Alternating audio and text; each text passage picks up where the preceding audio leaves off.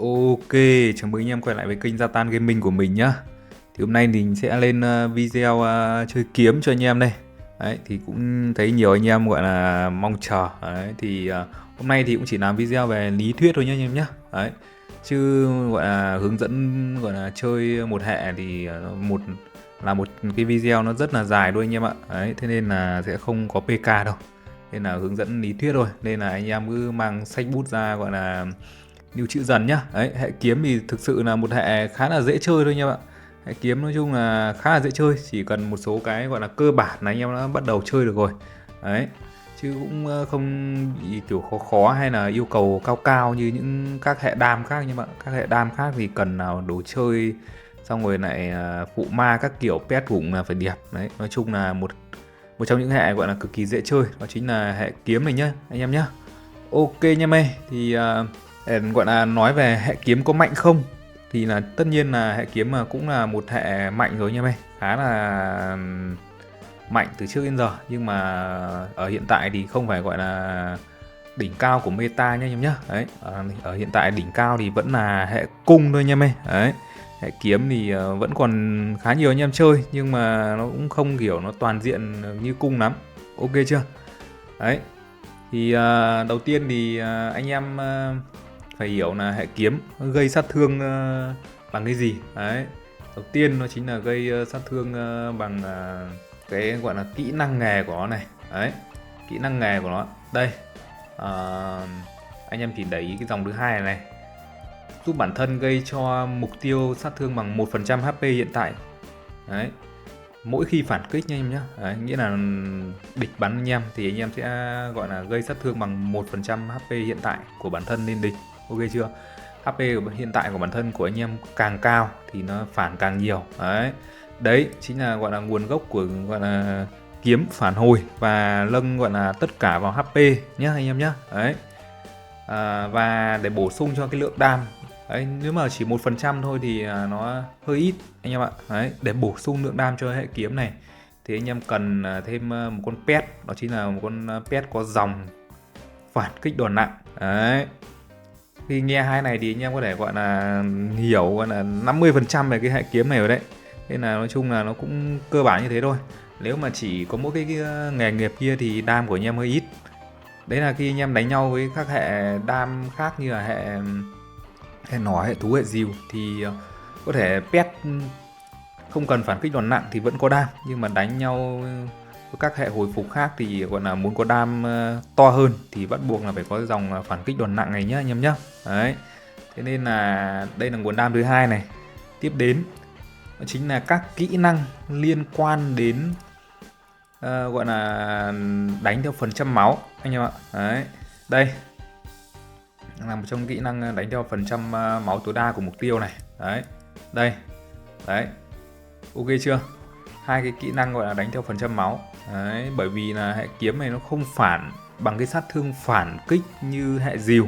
Đấy, và cũng không có sát thương bạo kích, nên là sẽ chơi theo cái kiểu gọi là kỹ năng gọi là gãi gãi như này. Đấy, gãi một lúc là đối thủ chết. Ok chưa? Đấy, và một số cái nguồn gọi là gây sát thương gọi là ấy khác như là thủ hộ linh. Đấy, cũng gây sát thương gọi là dựa trên máu HP tối đa của bản thân. Đấy, ok chưa?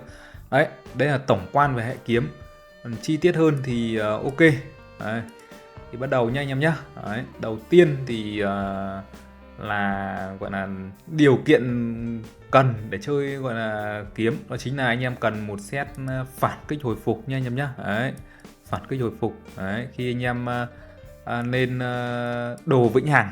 Đấy, đồ vĩnh hằng thì nó sẽ nhảy một lượng lớn lượng HP so với đồ mạ vàng thì anh em bắt đầu chơi kiếm được. Và lúc đấy ít nhất anh em phải có tầm 5 món phản kích hồi phục trở lên. Đấy, để cái lượng phản kích của anh em được tầm 80% trở lên thì lúc ấy bắt đầu chơi gọi là có đam rồi, có đam có thủ rồi anh em nhé. Đấy, đây là điều kiện để bắt đầu chơi này. Tiếp đến thì thiên phú thì nói chung là cũng cực kỳ quan trọng, nên là anh em nhớ là nếu mà cày chay hay cày dũng gì mà lâu lâu tiết kiệm được thì nhớ mỗi thẻ lông. Đấy, thì lông thì hệ nào cũng cần thôi. Hai cái đấy là cơ bản rồi nha anh em nhé. Đấy, và gọi là nền tảng thì anh em nhớ là HP. Đấy, như mình đây, nâng vào cái điểm gì đây nhỉ? Điểm HP của đeo lưng thì mình nâng lên hẳn 131 rồi. Đấy, 131 thì là coi như là cũng full ở cái mốc đầu rồi. Bây giờ mình nâng tiếp thì nó chỉ lên được 140 thôi. 140 thì nó cũng nhảy không nhiều nhá anh em nhé. Mỗi khi anh em lên cấp lẻ ấy, kiểu lẻ 131 này này, đấy, thì anh em sẽ được cộng một lượng lớn chỉ số ở đây. Ok chưa? Đấy. Nên bây giờ mình phải muốn lên tiếp thì phải đợi nâng 3 cái lên 140. Đấy, xong rồi bắt đầu nó mới mở level 141 nhá anh em nhé. Thì mới nâng được tiếp. Đấy, đây là cơ bản này. Đấy, trong thiên phú thì trong công nghệ thì cũng nâng vào HP. Đấy. Ok. Là anh em muốn chơi hệ hồi phục lâu dài thì anh em cứ nâng như thế là chơi ok nhá anh em nhé. Đấy. Tiếp đến là bộ kỹ năng. Nói chung là bộ kỹ năng thì không có cái bộ nào gọi là toàn diện, chỉ gọi là có cái bộ gọi là phù hợp nhất cho gọi là từng trường hợp mà anh em muốn PK thôi. Đấy. Đấy, hai kỹ năng đam mình bảo ở đây thì anh em cũng có thể gọi là dùng gần như là trong mọi trường hợp. Đấy, thích đánh nhau với hệ nào thì cũng được. Đấy, ok chưa? Có hai này thì nó gây đam thêm thôi, nó cũng không ảnh hưởng gì nhiều này. Hai kỹ năng thủ đây, đấy, 4 kỹ năng này nói chung là để đánh nhau gọi là vừa thủ vừa đam, hợp lý nhá. Còn khi anh em đã muốn đánh nhau với từng hệ riêng thì đây, ví dụ đầu tiên là đánh nhau với hệ nỏ đúng không? Hệ nỏ thì anh em cứ cầm thêm cái tước khí cũng được. Đấy, chả sao cả nhá anh em nhá. Đấy, bởi vì nhiều anh em nghĩ là cái tước khí địch thì địch không bắn được thì phản kiểu gì, thì nói chung là tước khí địch thì cũng là nhằm gọi là khóa gọi là đòn đánh của họ lại và cho anh em thời gian để anh em hồi máu, nên là nó không thừa nha anh em nhé. Đấy, ok chưa? Tước khí cũng được này. Đấy, cầm thêm một kỹ năng đam nữa, ví dụ khi đánh nhau với nỏ như thế này. Đấy, hoặc là anh em thích gọi là không cần tước khí cũng được. Đấy, cầm thêm 2 quả dưa. Đấy, như này đánh nhau với nỏ cũng được, giảm tốc độ đánh và giảm sát thương của nỏ. Đấy, nói chung là có nhiều bộ kỹ năng lắm. Đấy, đánh nhau với nỏ với thú thì cũng gọi là tương tự nhau một tí nha anh em nhé. Đấy. Đấy, hoặc là anh em thích thì chơi cái bộ gọi là có con phân thân này. Đấy, thì để đánh nhau với thú cũng ok như thế này. Đánh nhau với thú thì không cần cầm tước khí. Đấy, ok chưa? Nói chung là có mấy cái kỹ năng mà hay dùng thì mình sẽ để đây, anh em gọi là về gọi là nghe rõ và gọi là tự phối hợp cho phù hợp với ấy của anh em nhé. Đấy. Đấy, còn khi đi đánh nhau với hệ hồi phục khác, đấy, như cung hoặc kiếm khác thì anh em có thể cần cầm nhiều kỹ năng đam hơn, bởi vì họ có hồi phục. Nếu mà anh em đánh 2 phút không chết thì là anh em bị xử thua. Đấy, nó là như thế. Thì anh em cầm nhiều kỹ năng đam vào. Đấy, bách chạm này, bom khói này, đây là một trong những kỹ năng đam mà kiếm có thể dùng được. Đấy, không thì như thế này. Đấy, huyết nguyệt giáng lâm cũng được nhá anh em nhá. Đấy, không thì anh em có thể cầm một cái dây leo này thì nó liên quan đến cái cánh và thú cưỡi. Những anh em mà sở hữu những con thú cưỡi hoặc là cánh hoặc là thần khí liên quan đến tốc độ chạy nha anh em nhé, liên quan đến tốc độ chạy. Đấy, đây là làm chậm tốc độ chạy anh em ơi.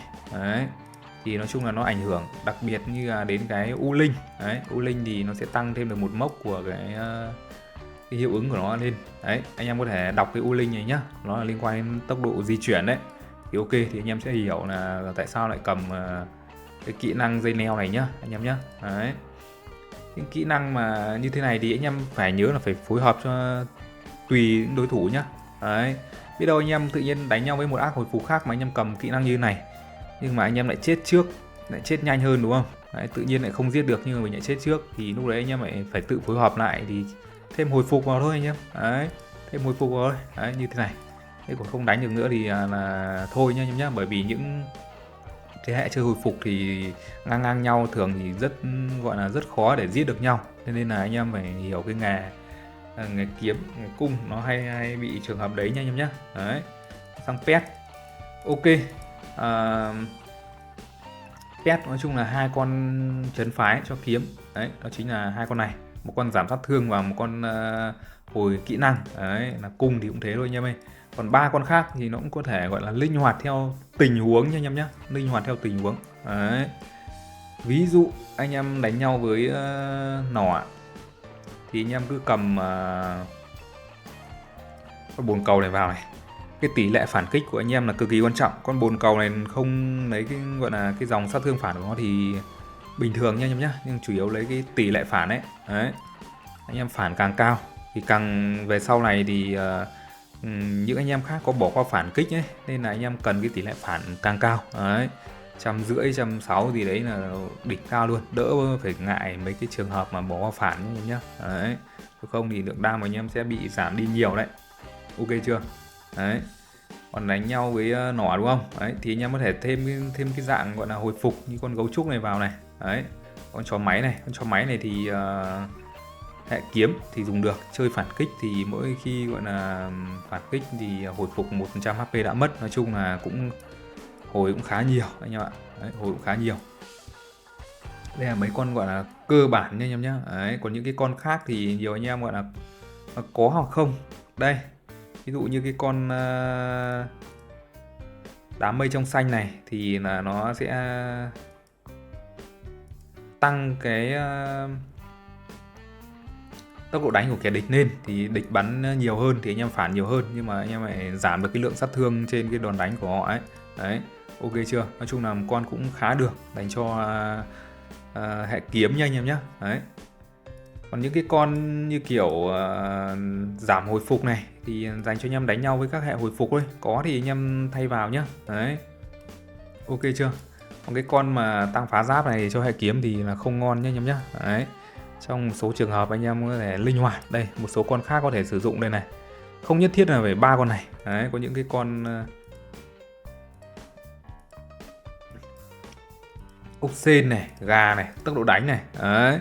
Đấy, con ốc sên này thì nó liên quan đến tốc độ di chuyển rồi nhá. Đấy, con gà này thì tăng hệ số đánh thường. Đấy, hệ số đánh thường thì khá là tăng nhiều đam cho kiếm anh em ạ. Đấy, riêng kiếm nhá.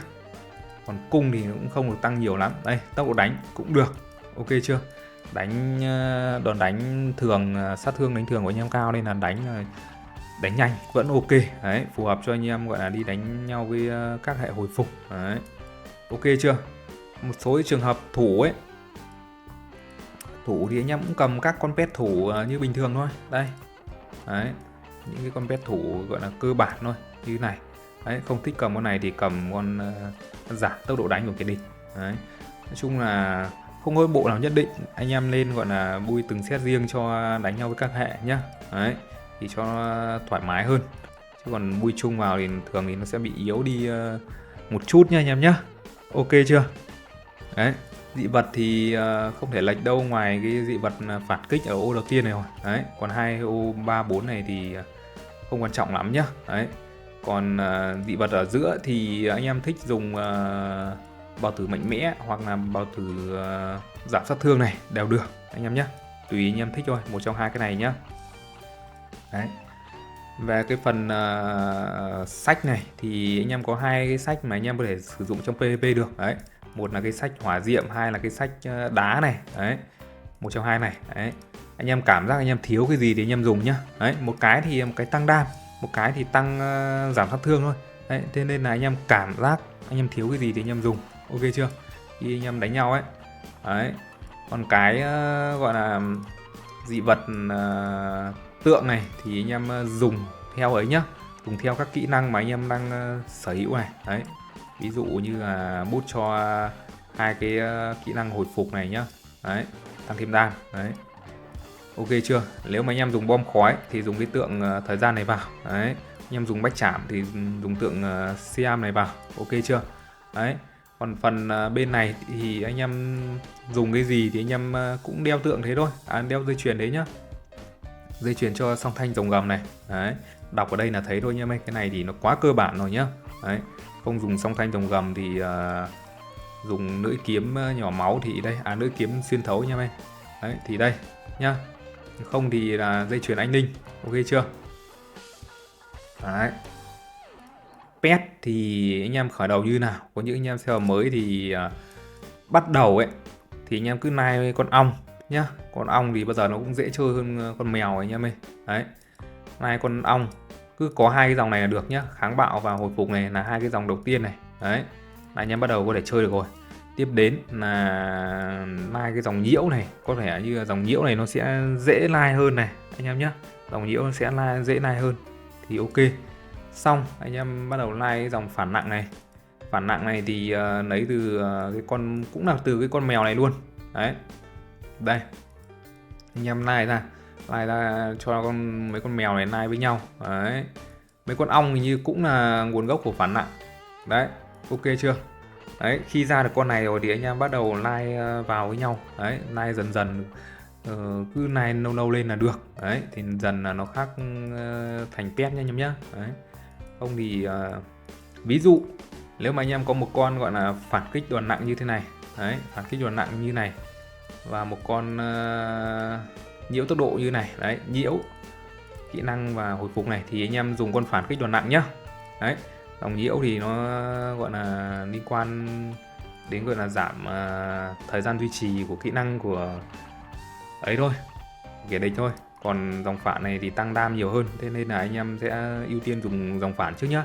Nếu mà hai con pet mà kiểu na ná nhau ấy, mà anh em có chưa gọi là lai được vào cùng một con ấy, chưa lai vào cùng một con như thế này ấy, thì anh em dùng cái con phản trước nhá. Đấy, ok. Phụ ma thì anh em nhớ cho mình là các dòng liên quan đến sát thương đánh thường đấy, đặc biệt là cái viên số 4 này đấy, thì phải có sát thương đánh thường này, và bên dưới thì nếu mà anh em chưa đẹp thì anh em cứ dùng tạm thôi, bên trên này nhớ phải có sát thương đánh thường nhá. Và bộ 4 thì anh em có thể ưu tiên kháng bạo thì cho nó dễ chơi đấy, cho nó gọi là dễ chơi, dễ đánh nhau với các hệ khác, ok chưa. Viên 5 với viên 6 thì anh em đánh theo cái trường hợp của anh em với những riêng đối thủ của anh em nhé. Đấy, viên 5 thì đánh với hệ nào thì giảm sát thương hệ đấy thôi. Đấy, đánh thường giảm sát thương thì cũng đánh nhau với hệ kiếm khác này. Đấy, giảm sát thương liên kích này. Đấy, dưới này thì có kỹ năng giảm sát thương và kháng bạo. Đấy, kiếm là nó mạnh ở cái là cái ô này nó không cần phải đeo cái viên sát thương bạo kích như cái hệ nỏ, nên là nó đã chênh hẳn luôn về cái lượng gọi là tài nguyên đầu ra của anh em ấy. Đấy, ví dụ ở đây thì mình sẽ đeo kháng bạo vào này, đeo giảm sát thương liên kích vào này. Đấy, nói chung là cơ bản thôi, bộ 4 kháng bạo là được nha anh em nhé. Đấy, các cái dòng phụ thì anh em có thể theo hai hướng, một là giảm sát thương, nâng giảm sát thương như này, hai là nâng sát thương đánh thường toàn trận như này để anh em đi tấn công. Đấy, tùy nha anh em nhé, anh em thấy cái viên nào mà nó theo cái hướng nào thì anh em có thể nâng. Đấy, phụ ma cũng gọi là không hề dễ vẽ một chút nào anh em nhé.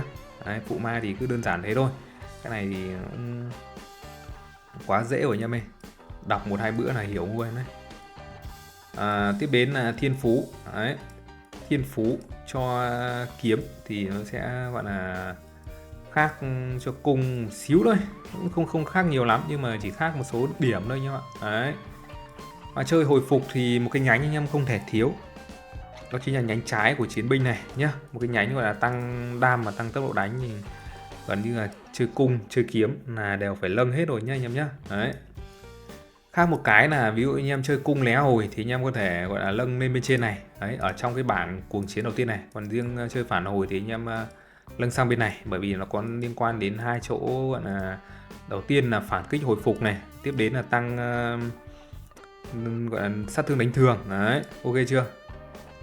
Nói chung là nó cũng chỉ khác một xíu thôi anh em ạ. Còn cái trường hợp cơ bản bình thường, ví dụ như anh em đánh nhau với lỏ thì cứ như thế này thôi. Đấy, 4 nhánh này là 4 nhánh gọi là cơ bản này. Đấy, 4 nhánh cơ bản, ok chưa. 4 nhánh này. Đấy, nhánh gọi là anh em có thể gọi là skip được, đó chính là cái nhánh bên trên này, hồi phục 0.3% nhé. Đấy, còn 3 nhánh gọi là liên quan đến cái lượng tấn công của anh em. Đấy, và lượng phòng thủ nó cũng, nói chung là cũng có quá nhiều gọi là tình huống. Đấy, để anh em có thể gọi là nâng. Ví dụ anh em muốn gọi là đánh nhau với kiếm khác chẳng hạn, đấy, thì anh em lại cũng không nhất thiết là phải nâng cái nhánh bên trên này. Đấy, anh em có thể nâng nhánh trái chiến binh nhá. Đấy, là tăng đam rồi này, nhánh trái của phép thuật cũng tăng đam luôn nhá anh em nhá. Đấy, lúc này thì anh em có thể dồn sang đây luôn. Đấy, lấy hồi chiêu này, con ngự thú này anh em cũng có thể gọi là nâng vào nhánh trái của ngự thú như này, và nâng sang đây lấy giảm hồi phục nhá anh em nhá. Đấy, chỉ cần 3 nhánh thôi, đánh nhau với gọi là hệ kiếm khác, ok chưa. Đấy, nâng bỏ qua phản lên mắc là được. Đấy, như thế này thì bắt đầu anh em dồn các không nhất thiết phải nâng 4 nhánh nhá. Anh em cảm giác mà anh em đi công mà anh em bị chết thì anh em mới nâng thêm cái hồi phục này thôi, còn không thì thôi nhá. Đấy, cảm giác anh em mà dễ bị về 20% máu thì anh em nâng cái nhánh bạo phát vô tận này, nó cũng thi thoảng là nó cũng giúp anh em nật kèo được trong một số tình huống nhá anh em nhá. Đấy, chung là cái này thì phải linh hoạt theo gọi là từng đối thủ thôi anh em ơi, từng gọi là trường hợp. Đấy, không có gì gọi là nhất quán cả anh em nhá. Bắt đầu thì anh em đẩy các cái điểm hồi phục này lên này. Đấy, xong bắt đầu nâng các chỉ số ưu tiên HP lên. Đấy, nói chung là cơ bản là như thế. Đây, một cái nhánh bắn cung này thì anh em có thể chọn thêm cái nhánh tốc độ đánh này nhá. Đấy, nếu mà anh em đánh nhau với kiếm khác, còn nếu mà anh em đánh nhau với các hệ khác thì nâng lên trên này giảm sát thương thôi. Đấy, ok chưa? Cái nhánh bắn cung này thì nó cũng không có cái gì gọi là quá phù hợp cho kiếm lắm, nên là nói chung là tối ưu được một chút gì thì ấy thôi. Đấy, nâng xuống đây để đánh nhau với các hệ hồi phục khác, thêm tí tốc độ đánh. Còn nâng lên đây là nâng giảm sát thương. Đấy, ok chưa? Bên này cũng thế. Còn anh em muốn dùng một set tử thủ thì anh em vẫn có thể thủ bằng lé cũng được nhá. Thủ bằng set lé cũng được, thì anh em cũng không cần phải nâng vào những cái điểm liên quan đến phản kích như ở bên này nữa. Ok chưa? Chỉ cần nâng những thứ gọi là liên quan đến né, rồi anh em dùng set né anh em thủ bằng kiếm cũng được nhá. Cái hôm mình làm video về set thủ ấy, mình nói rồi là mấy cái hệ chơi hồi phục thì hệ nào cũng có thể chơi thủ được như nhau thôi anh em ơi. Nên là anh em thích có thể có set né thì anh em thủ bằng set né. Thủ đấy gọi là thủ liên quan đến 2 phút nha anh em nhé.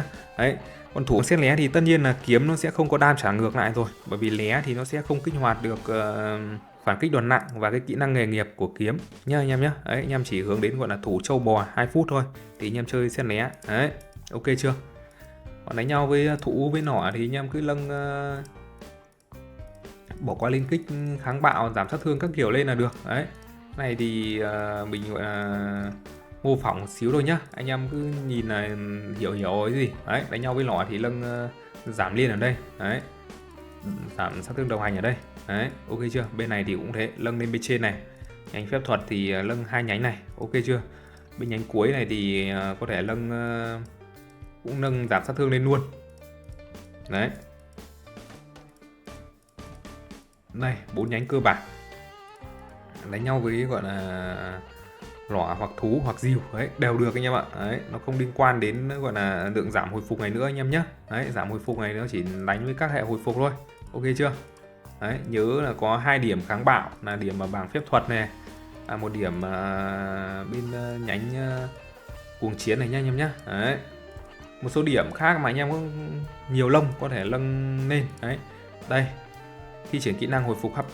Đấy, tăng tốc độ hồi phục của kỹ năng. Đấy, là những thứ mà anh em có thể nâng. Nếu mà anh em có mở cái nhánh này nâng cao lên thì nó hồi phục.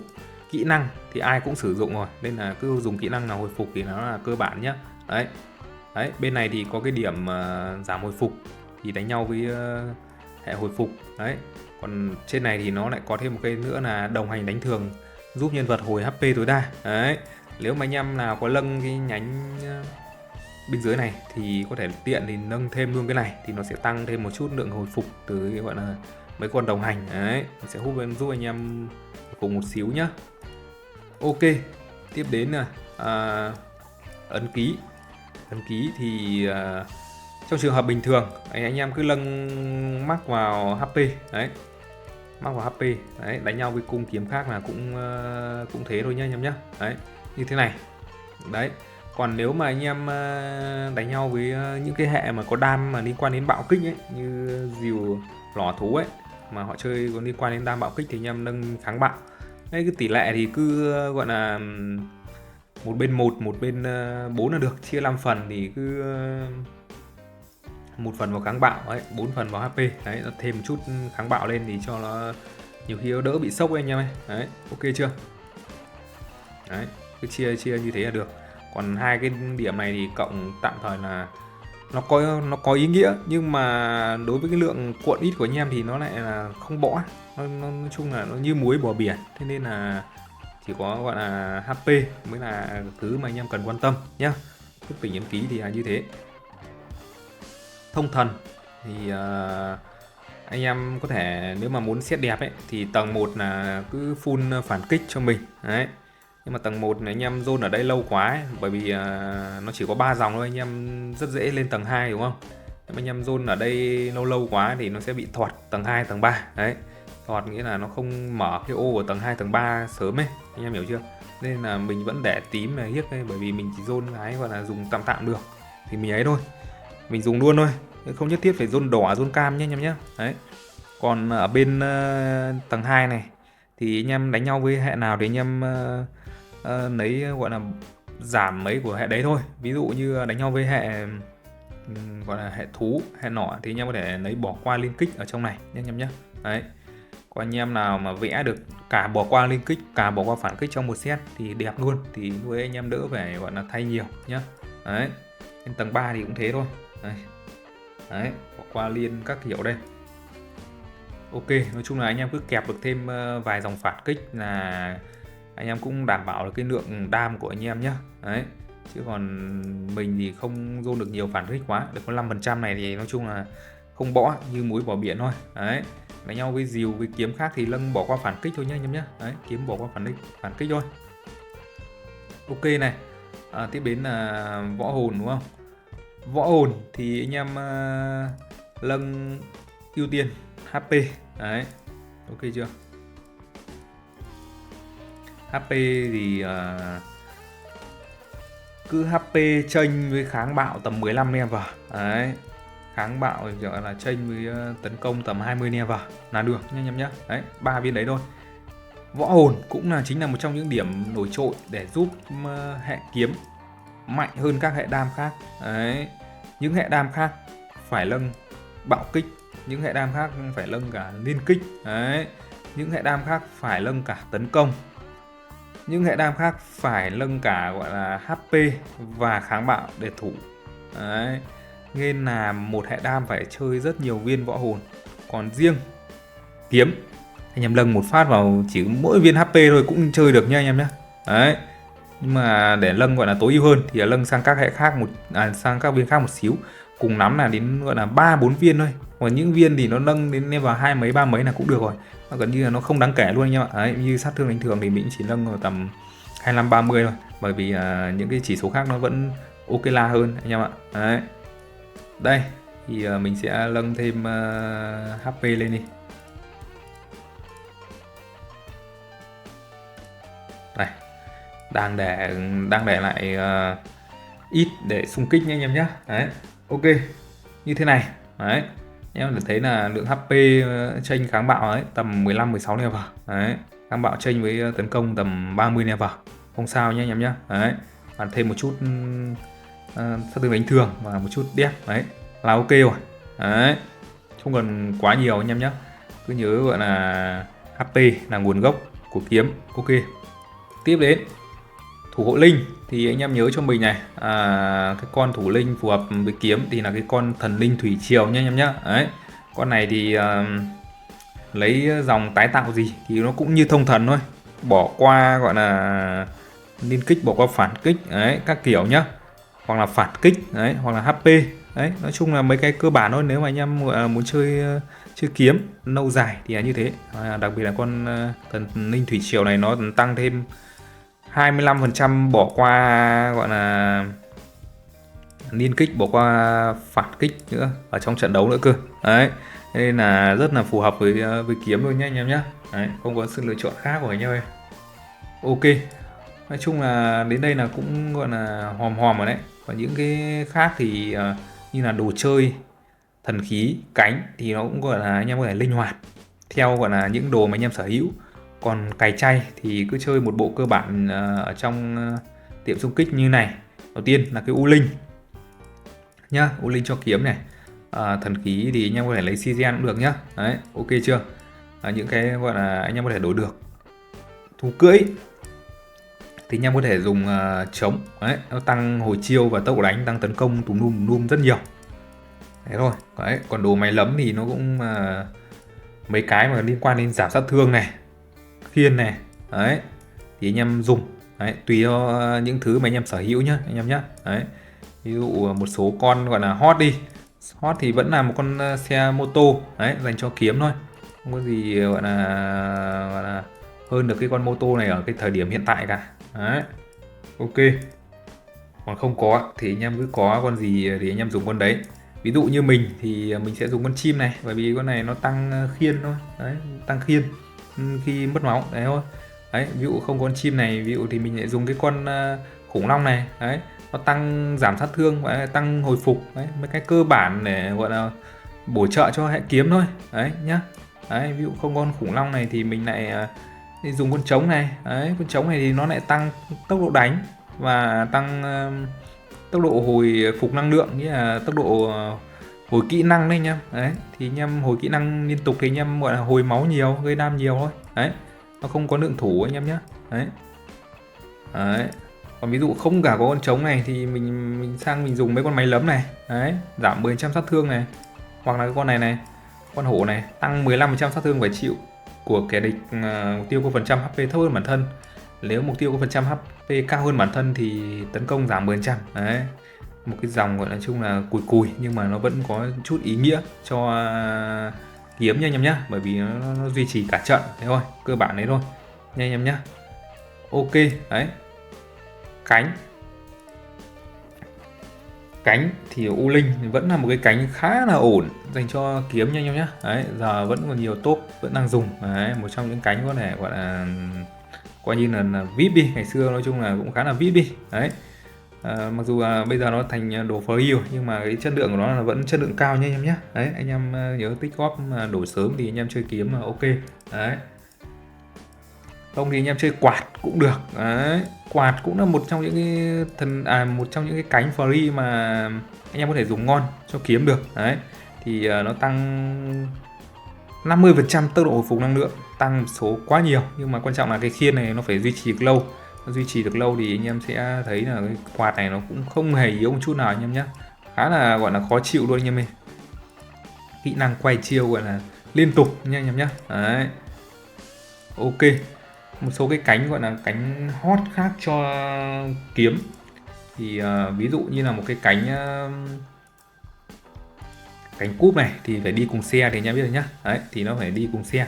Đấy, một số cánh khác mà kiếm có thể sử dụng, nói chung là kiếm sử dụng được rất nhiều cánh rồi anh em ạ. Anh em cứ có cái nào thì anh em có thể sử dụng được cái đấy. Đấy, ok chưa? Ví dụ như cánh hổ này nhá, cũng nhiều ông kiếm cho vào cào cào cho vui này. Đấy, ok chưa?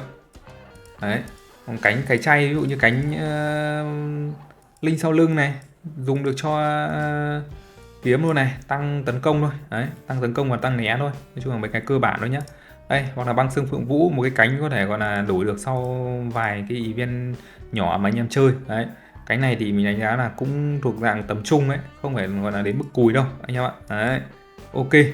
Đấy, một số cánh có khiên như thế này thì nó tùy theo ác của anh em rồi nhá. Ok, về thần khí gọi là thần khí, những cái thần khí cho kiếm mà tốt đấy thì vòng ma này thì tất nhiên là không thể thiếu với hệ nào nhá anh em nhá. Cái vòng ma thời không này thì giúp anh em đánh nhau gọi là chống sốc này kia khá là ok, tăng hồi chiêu, tăng tốc độ đánh này kia. Đấy, khá là ngon. Đấy, là còn bảo kê cho anh em một cái mạng nó an toàn. Đấy, còn một số cái thần khí khác gọi là hot cho kiếm, ví dụ như là thần khí rắn khá là ngon, ra từ năm ngoái rồi. Đấy, cũng khá lâu rồi nhưng mà đến bây giờ thì nó vẫn là một thần khí ngon cho kiếm nha anh em nhé. Đấy, và hai thần khí mới ra gần đây hệ kiếm thì cũng dùng được. Đấy, tuy là nó không quá ngon nhưng mà nói chung là dùng được, nói chung là dùng theo kiểu tình huống. Đấy, nó vẫn dùng được, không có cái nào có mỗi một hai cái thì cứ dùng thôi. Nó cứ bắn chơi có tí đam nào thì bắn thôi nha, không có vấn đề gì cả. Đấy, còn cái phán quyết thiên bình này hay gọi là cái cân thì mình thấy là nó cũng khá là ngon cho kiếm nha anh em nhé, khá là ngon luôn đấy. Nói chung là nó trên cái mức gọi là bình như một số thần khí khác. Đấy, đấy, còn thần khí mà khắc chế kiếm thì đây, một trong những thần khí gọi là khắc chế cứng của kiếm, ngọn đèn bất diệt nha anh em nhé. Đấy, anh em đọc cái này thì anh em sẽ biết là nó sẽ gọi là giảm cái lượng giới hạn HP tối đa của anh em xuống. Đấy, thì kiếm mà gây sát thương bằng HP là chủ yếu, mà lại bị giảm cái đấy xuống thì là giảm sức mạnh đi rồi. Đấy, anh em chỉ hiểu cơ bản là như thế thôi. Đấy, Còn những cái khác thì tùy anh em nhé. Đấy, còn mấy số cái thì vẫn đeo được thôi, nhưng mà không gọi là đáng nói ở đây. Ok, đấy, còn một cái cuối nó chính là tượng thì cứ HP nha anh em nhé. Cứ 5 HP cho mình là được, ok chưa? Đấy, thế coi như là cũng đầy đủ hết gọi là nội dung cho một cái video hướng dẫn anh em gọi là làm chủ cái hệ kiếm này. Đấy, nói chung là đến đây thì anh em đã biết là hệ kiếm nó vận hành như thế nào rồi nhá anh em nhé. Đấy, thì ok, anh em nào mà xem được video này nhớ để lại cho mình một like, một subscribe nhé. Và nếu mà anh em đổi hệ khó quá mà vẫn chưa được ưng ý, hoặc là yếu hoặc là lười thì cũng có thể liên hệ qua mình nhé anh em nhé. Ok, chào tạm biệt tất cả anh em.